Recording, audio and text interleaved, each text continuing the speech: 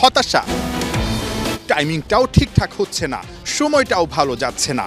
মাথায় বরিশাল, শরীর আর মন জুড়ে টিম টাইগার্স।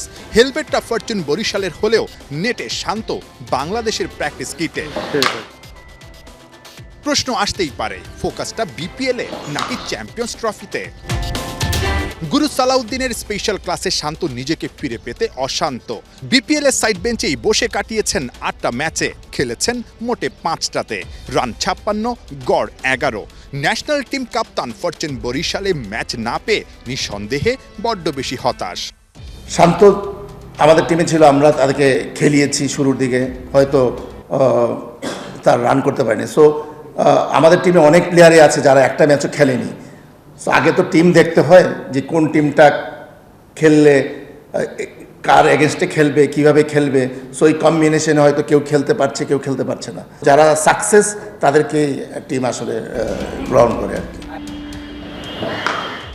শান্তর সাকসেসও নেই, বরিশালের 11-এও তাই তার ঠাঁই নেই।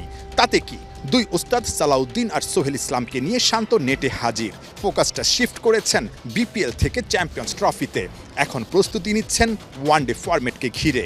কিছু সময় থাকে প্লেয়ারদের যে অফ ফর্ম যায়, হ্যাঁ। সো হয়তো তার এই খেলার মধ্যে তার এই ফরম্যাটে খেলতে এসে হয়তো কিছুটা সমস্যা হয়েছে। তো শান্ত যেই টাইপের প্লেয়ার, এটা যে কোনো সময় কামব্যাক করবে আশা করি, এবং বাংলাদেশ টিমকে এই সামনে যেই চ্যাম্পিয়ন্স ট্রফি হবে সে অধিনায়কত্ব করবে, এবং বাংলাদেশ টিমের সামনে থেকেই সে অ্যাজ এ ব্যাটার আমি আশা করি যে সে লিড করবে।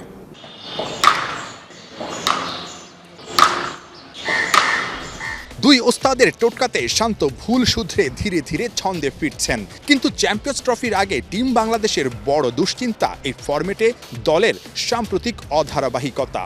গেল বছর মোট 9টা ওয়ানডেতে মাত্র 3টা জয় পেয়েছে টিম টাইগার্স। মজার ব্যাপার, ওই 3টা ম্যাচের 2টাতেই ম্যাচ সেরা ছিলেন টাইগার কাপ্তান। নিজের খেলা শেষ 5 ওয়ানডেতে শান্তর 1 সেঞ্চুরি, 1 50 আর 2টা 40 ঊর্ধ্ব ইনিংস। চ্যাম্পিয়ন্স ট্রফিতেও শান্তকে হয়ে উঠতে হবে মিস্টার কনসিস্টেন্ট। রাহিয়ান বিন জসিম, 71।